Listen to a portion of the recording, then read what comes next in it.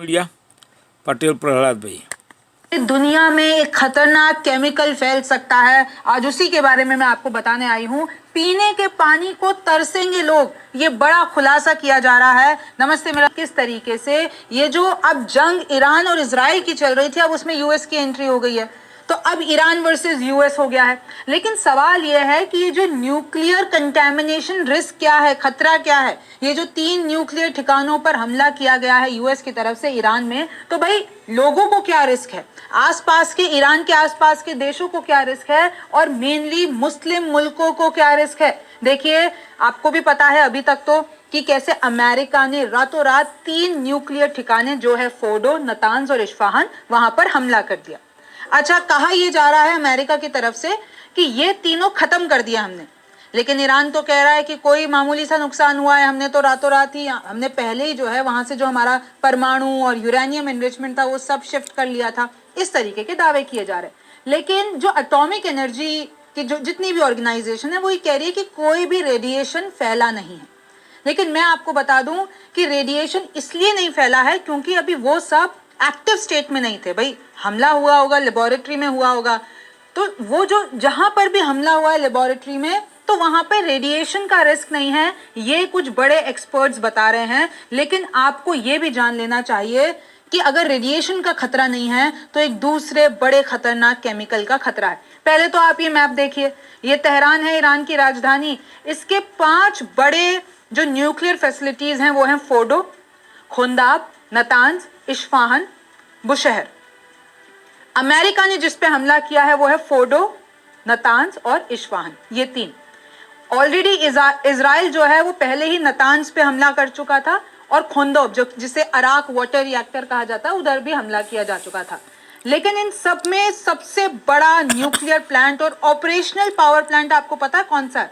बुशहर, जो कि ये जो पर्शियन गल्फ है ना, समुद्र है ना, और ये जो बाकी के मुस्लिम मुल्क है उनके पास है, ये बुशहर सबसे खतरनाक है। अगर यहाँ पे हमला हो गया तो फिर रेडिएशन का सबसे बड़ा खतरा है। और ये जो बुशहर जहां पर है, अगर यहाँ पर हमला हो गया, यहाँ पर कोई लीक हो गया, तो ये जितना भी वो रेडिएशन है, वो परमाणु केमिकल है, वो कहाँ चला जाएगा? समुद्र में चला जाएगा।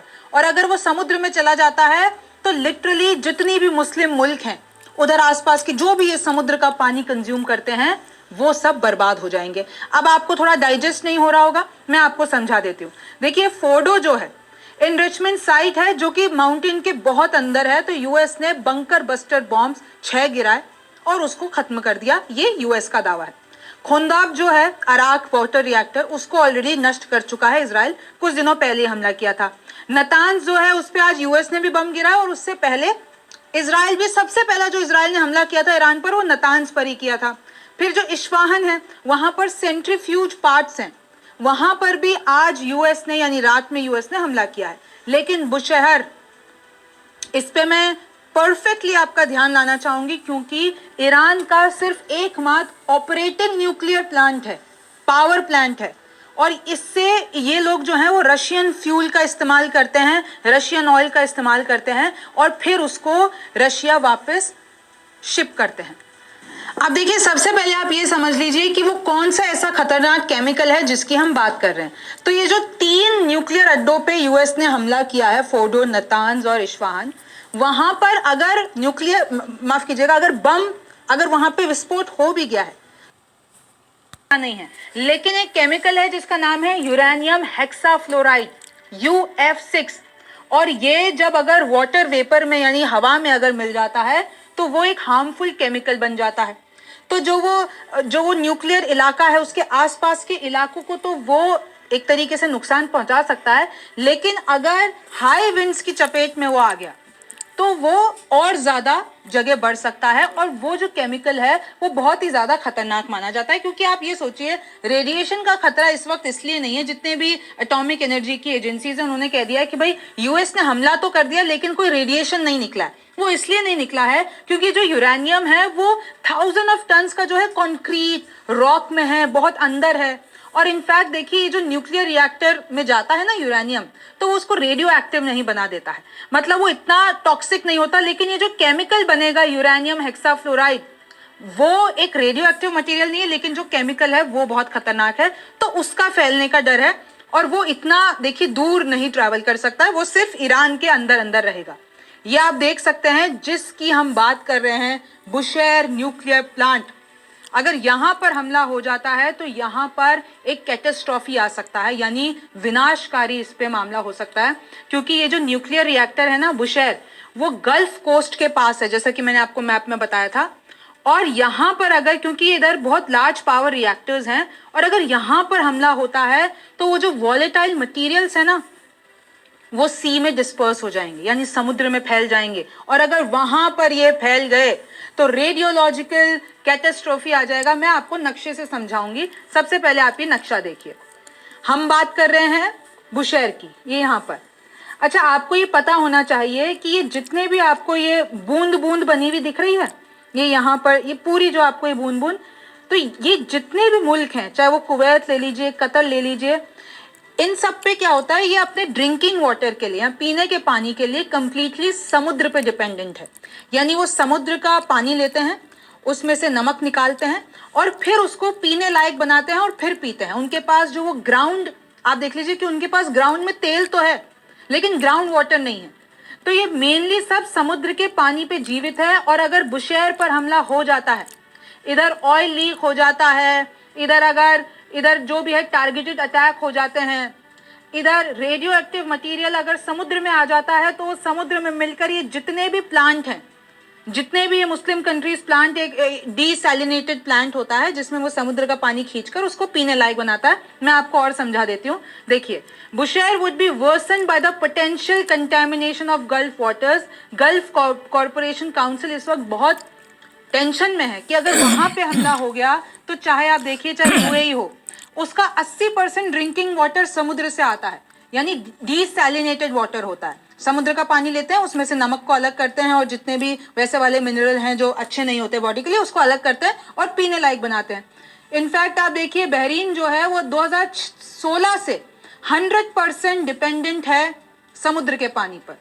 कतर भी 100% डिपेंडेंट है डीसैलिनेटेड वाटर पे, यानी समुद्र के पानी पर, कि उनको वो इस्तेमाल करना पड़ता है। सऊदी अरब में भी 50% वो लोग डीसैलिनेटेड वाटर 2023 की बात करते हैं, तो वो समुद्र का पानी फिल्टर करके पीते हैं। और अगर बुशेहर पर हमला हो जाएगा तो इन सबके पानी के, लिटरली देखिए एक्सपर्ट्स ये बता रहे हैं कि पानी के लाले पड़ जाएंगे। Saudi Arabia, Oman and UAE have access to more than 1 sea to draw from. अच्छा, सऊदी अरेबिया, ओमान और यूएई के पास तो दूसरा समुद्र का छोर भी है। अगर वो जो बुशेहर के पास वाली कोस्ट लाइन है उसको हटा देते हैं तो उनके पास दूसरी कोस्ट लाइन भी है। लेकिन ये जो कतर है, बहरीन है, कुवैत है, उनके पास तो वही समुद्र है। अगर वही पोल्यूटेड हो जाएगा, वही कंटामिनेटेड हो जाएगा, उसमें रेडियो एक्टिव मटीरियल हो जाएगा, तो ये लोग सब पानी कैसे पिएंगे? कतर, बहरीन और कुवैत में if a natural disaster, oil spill, even a targeted attack were to disturb a desalination plant, क्योंकि वो पूरी कोस्ट लाइन उधर desalinated plant बने हुए हैं, तो hundreds of thousands could lose access to fresh water almost instantly। एकदम खत्म हो जाएगा पानी।